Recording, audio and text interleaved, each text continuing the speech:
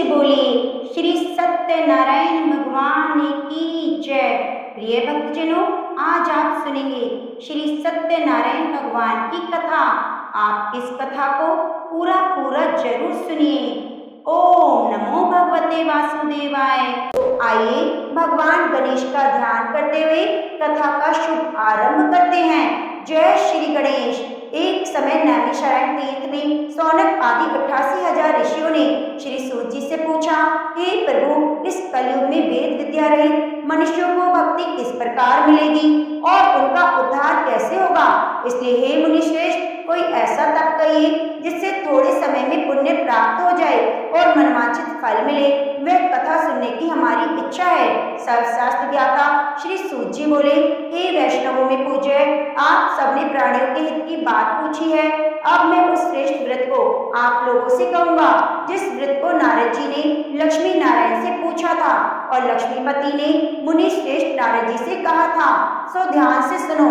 एक समय योगीराज नारद जी दूसरों के हित की इच्छा से अनेक लोकों में घूमते हुए मृत्यु लोक में आ पहुंचे। यहाँ अनेक योनियों में जन्मे हुए प्राय सभी मनुष्यों को अपने कर्मों के द्वारा अनेक दुखों से पीड़ित देखकर सोचा, इस यत्न के करने से निश्चय ही प्राणियों के दुखों का नाश हो सकेगा। ऐसा मन में सोचकर विष्णु लोक को चले गए। वह श्वेत वर्ण और 4 भुजाओं वाले देवों के ईश नारायण को देखकर, जिनके हाथों में शंख चक्र गदा और पद्मा थे, वे बरमाला पहने हुए थे, उनकी स्तुति करने लगे। हे भगवान, आप अत्यंत शक्ति से संपन्न हैं। मन और वाणी भी आपको नहीं पा सकती। आपका आदि मध्य अंत नहीं। निर्गुण स्वरूप सृष्टि के आदि भूति और भक्तों के दुखों को नष्ट करने वाले आप ही हैं। आपको मेरा नमस्कार है। नारद जी से इस प्रकार की स्तुति सुनकर विष्णु भगवान बोले, हे मुनि श्रेष्ठ, आपके मन में क्या है? आपका किस काम के लिए आगमन हुआ है? निसंकोच होकर कहिए। तब नारद मुनि बोले, मृत्यु लोक में सब मनुष्य जो अनेक योनियों में पैदा हुए हैं, अपने अपने कर्मों के द्वारा अनेक प्रकार के दुखों से दुखी हो रहे हैं। हे नाथ, मुझ पर दया रखते हो तो बताइए, उन मनुष्यों के सब दुख थोड़े से प्रयत्न से कैसे दूर हो सकते हैं? हे नारद, मनुष्यों की भलाई के लिए यह तुमने बहुत अच्छी बात पूछी है। जिस काम के करने से मनुष्य मोह से छूट जाता है, वह मैं कहता हूँ, सुनो। बहुत पुण्य को देने वाला स्वर्ग और मृत्यु लोक दोनों में दुर्लभ एक उत्तम व्रत है। आज मैं प्रेमवश होकर तुमसे कहता हूँ, सत्यनारायण का यह व्रत अच्छी तरह विधि पूर्वक करने से मनुष्य आयु प्रियन यह सुख भोग पर मरने पर मोक्ष को प्राप्त होता है। श्री भगवान के वचन सुनकर नारद मुनि बोले, उस व्रत का क्या फल है, क्या विधान है? किसने ये व्रत किया है और किसने यह व्रत करना चाहिए? विस्तार से कहिए। भगवान श्री विष्णु बोले, दुख शोक आदि को दूर करने वाला, धन धान्य को बढ़ाने वाला, सौभाग्य और संतान को देने वाला यह व्रत सब स्थानों पर विजय करने वाला है। भक्ति और श्रद्धा के साथ किसी भी दिन मनुष्य श्री सत्यनारायण की शाम के समय ब्राह्मणों और बंधुओं के साथ धर्म परायण होकर पूजा करे। भक्ति भाव से नैवेद्य केले का फल, घी, दूध और गेहूं का चूर्ण सवाया ले। गेहूं के अभाव में साठी का चूर्ण, शक्कर और गुड़ ले। सब भक्षण योग्य पदार्थ जमा करके भगवान को अर्पण कर दे। बंधुओं सहित ब्राह्मणों को भोजन कराए। इसके बाद स्वयं भी भोजन करे। नृत्य गीत आदि का आचरण करके भगवान सत्यनारायण का स्मरण करते हुए समय व्यतीत करे। इस तरह व्रत करने पर मनुष्यों की सभी इच्छाएं निश्चय पूरी होती हैं। विशेषकर कली काल में भूमि पर यही मोक्ष का सरल उपाय है। इसके प्रसंग में सूत जी बोले, हे ऋषियों, जिसने पहले समय में इस व्रत को किया है उसका इतिहास कहता हूँ, ध्यान से सुनो। सुंदर काशीपुरी नगरी में एक अत्यंत निर्धन ब्राह्मण रहता था। वह भूख और प्यास से बेचैन हुआ नित्य पृथ्वी पर घूमता था। ब्राह्मणों से प्रेम करने वाले भगवान ने ब्राह्मण को दुखी देखकर बूढ़े ब्राह्मण का रूप धरकर उसके पास जा आदर के साथ पूछा, हे विप्र, नित्य दुखी हुआ पृथ्वी पर क्यों घूमते हो? हे श्रेष्ठ ब्राह्मण, यह सब मुझसे कहो, मैं सुनना चाहता हूँ। ब्राह्मण बोला, मैं निर्धन ब्राह्मण हूँ, भिक्षा के लिए पृथ्वी पर फिरता हूँ। हे भगवान, यदि आप इसका उपाय जानते हो तो कृपया करके कहो। वृद्ध ब्राह्मण बोला, सत्यनारायण भगवान मनवांछित फल देने वाले हैं, इसलिए हे ब्राह्मण, तू उनका पूजन कर, जिसके करने से मनुष्य सब मुक्त हो जाता है।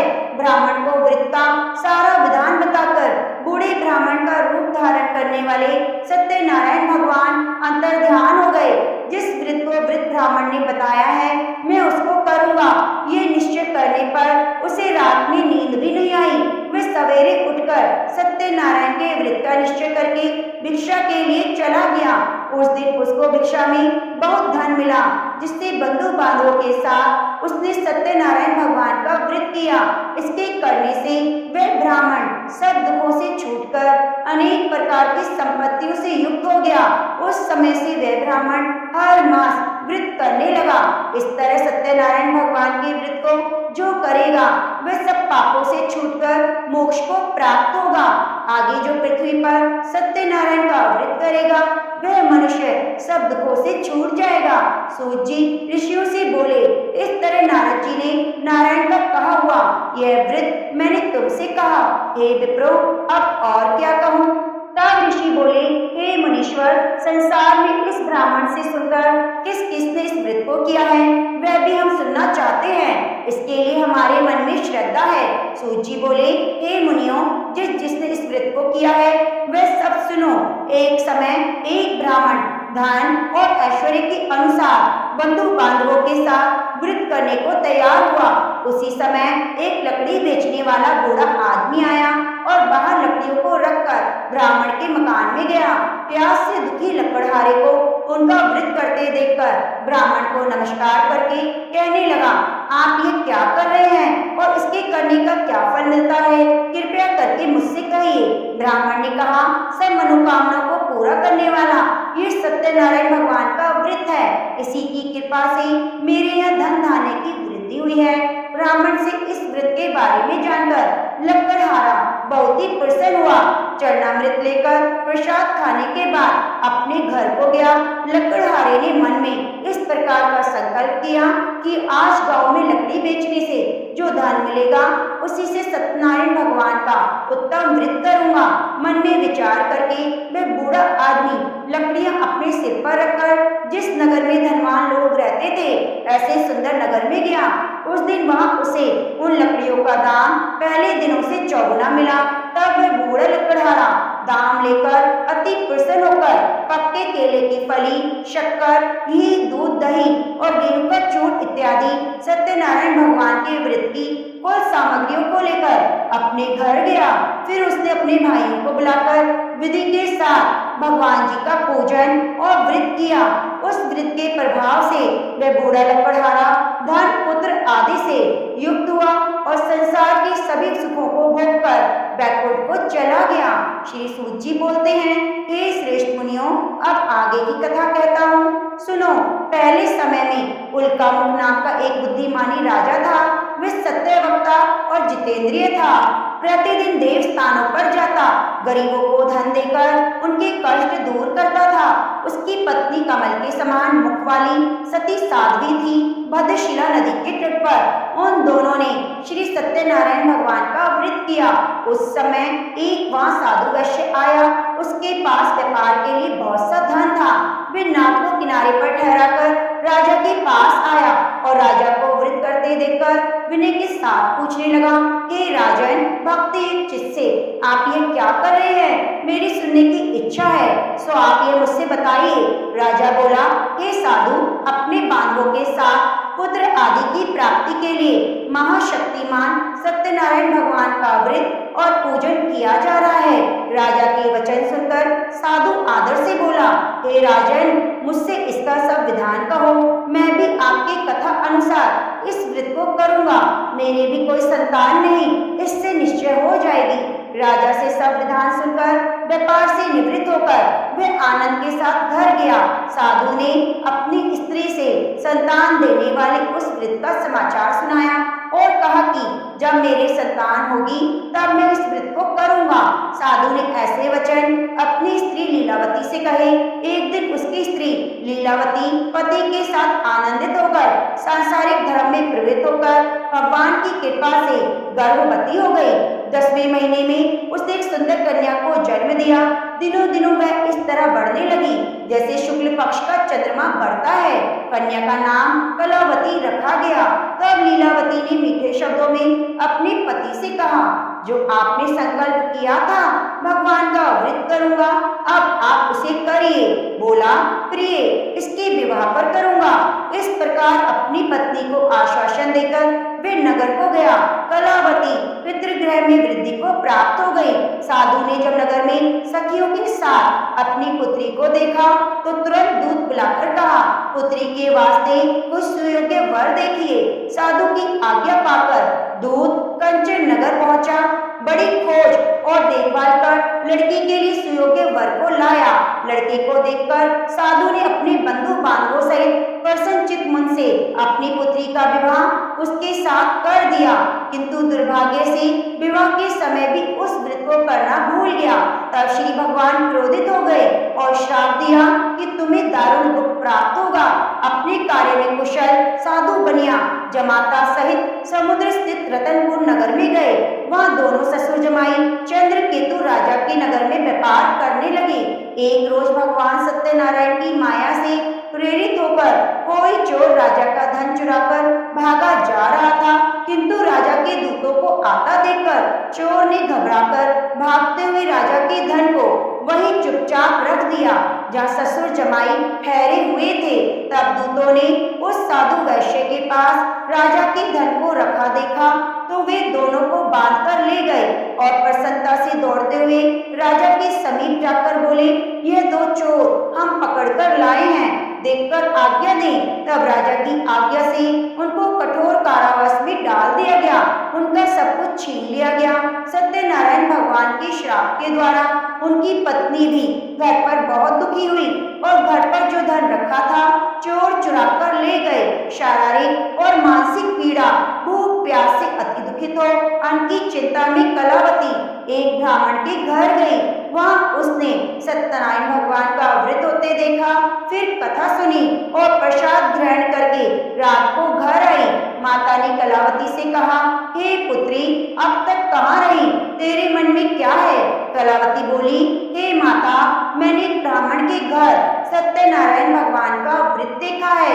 कन्या के वचन सुनकर लीलावती भगवान के पूजन की तैयारी करने लगी। लीलावती ने परिवार और बंधुओं सहित सत्यनारायण भगवान का पूजन किया और वर मांगा, मेरे पति और दामाद शीघ्र आ जाएं। साथ ही प्रार्थना की, हम सबका अपराध क्षमा करो। सत्यनारायण भगवान इस व्रत से संतुष्ट हो गए और राजा चंद्रकेतु को स्वप्न में दर्शन देकर कहा, हे राजन, दोनों वैश्य शीघ्र ही छोड़ दो। सब धन जो तुमने ग्रहण किया है वे दे दो, नहीं तो मैं तुम्हारा धन, राज्य, पुत्र सब कुछ नष्ट कर दूंगा। राजा से ऐसे वचन कहकर भगवान अंतर ध्यान हो गए। प्रातःकाल राजा चंद्रकेतु ने सभा में अपना सपने सुनाया, फिर दोनों को बुलाया। दोनों ने आते ही राजा को नमस्कार किया। राजा मीठे वचनों से बोले, महानुभावो, भाग्यवश ऐसा कठिन दुख प्राप्त हुआ है, अब तुम्हें कोई भय नहीं। राजा ने उनको नए नए वस्त्र आभूषण पहनाए और उनका जितना धन लिया था उससे दुगना धन देकर आदर सहित विदा किया। दोनों वैश्य अपने घर को चले गए। सूची बोले, वैश्य ने मंगलाचार करके यात्रा आरंभ की और अपने नगर को चला। उनके थोड़ी दूर निकलने पर दंडी वेशधारी सत्यनारायण भगवान ने उनसे पूछा, हे साधु, तेरी नाव में क्या है? अभिमानी वाणी बोलने लगा, आप क्यों पूछते हो? क्या धन लेने की इच्छा है? मेरी नाव में तो बेल पत्ते भरे हैं। वैश्य का कठोर वचन सुनकर भगवान ने कहा, तुम्हारा वचन सत्य हो। दंडी ऐसा कहकर वहां से दूर चले गए और कुछ दूर जाकर समुद्र के किनारे बैठ गए। दंडी के जाने पर वैश्य ने नित्य क्रिया करने के बाद नाव को ऊंची उठी देखकर अचंभा किया और नाव में बेल पत्ते आदि देखकर मूर्छित होकर जमीन पर गिर पड़ा। फिर मूर्छा खुलने पर अत्यंत शोक प्रकट करने लगा। तब उसका दामाद बोला, आप शोक ना करें, ये दंडी का श्राप है, अतः उनकी शरण में चलना चाहिए, तभी हमारी मनोकामना पूरी होगी। दामाद के वचन सुनकर वह दंडी के पास पहुंचा और अत्यंत भक्ति भाव से नमस्कार करके बोला, मैंने जो आपसे असत्य वचन कहे थे उनको क्षमा करो। ऐसा कहकर महान शोकातुर होकर रोने लगा।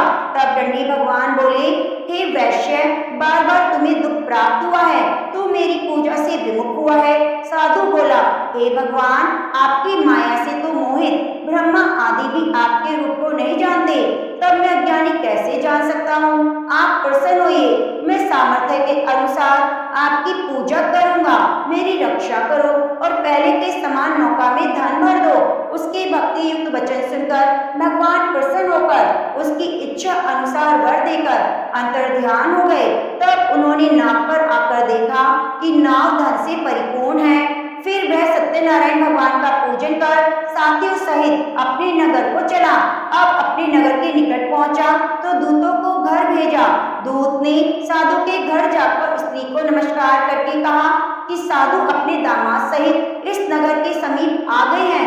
ऐसा वचन सुनकर साधु की स्त्री ने बड़े हर्ष के साथ सत्यदेव का पूजन कर पितरी से कहा, मैं अपने पति के दर्शन को जाती हूँ, तू कार्य पूर्ण करके शीघ्र आना। माता के ऐसे वचन सुनकर कलावती प्रसाद छोड़कर पति के पास गई। प्रसाद की अवज्ञा के कारण सत्यदेव ने रुष्ट होकर उसके पति को नाव सहित पानी में डुबो दिया। कलावती अपने पति को न देखकर रोती हुई जमीन पर गिर पड़ी। इस तरह नौका को डूबा हुआ कन्या को रोता देखकर साधु दुखी होकर बोला, हे प्रभु, मुझसे या मेरे परिवार से जो भूल हुई है क्षमा करो। उसके दीन वचन सुनकर सत्यदेव प्रसन्न हो गए और आकाशवाणी हुई, हे साधु, तेरी कन्या मेरे प्रसाद को छोड़कर आई है, इसीलिए इसका पति अदृश्य हुआ है। यदि वे घर जाकर प्रसाद खाकर लौटे तो इसका पति अवश्य मिलेगा। ऐसी आकाशवाणी सुनकर कलावती ने घर पहुंचकर प्रसाद खाया, फिर आकर पति के दर्शन किए। उसके बाद साधु ने बंधु बांधवों सहित सत्यदेव का विधि पूर्वक पूजन किया। उस दिन से वह पूर्णिमा को सत्यनारायण का पूजन करने लगा। इस लोक में सुख भोग कर अंत में स्वर्ग लोक को गया। सूत जी बोले, ऋषियों, मैं और भी कथा कहता हूँ, सुनो। प्रजा पालन में लीन तुंगध्वज नाम का राजा था। उसने भी प्रसाद को त्याग कर बहुत दुख पाया। एक समय वन में जाकर पशुओं को मारकर बढ़ के नीचे आया। वहाँ उसने ग्वालों को भक्ति भाव से बांधव सहित सत्यनारायण का पूजन करते देखा। राजा देखकर भी अभिमान वश वहाँ नहीं गया और न ही पूजन किया, न नमस्कार किया। जब ग्वालों ने भगवान का प्रसाद उसके सामने रखा तो वह प्रसाद को त्याग कर अपनी सुंदर नगरी को चला गया। वहाँ उसने सब कुछ नष्ट पाया तो जान गया ये सब भगवान ने किया है।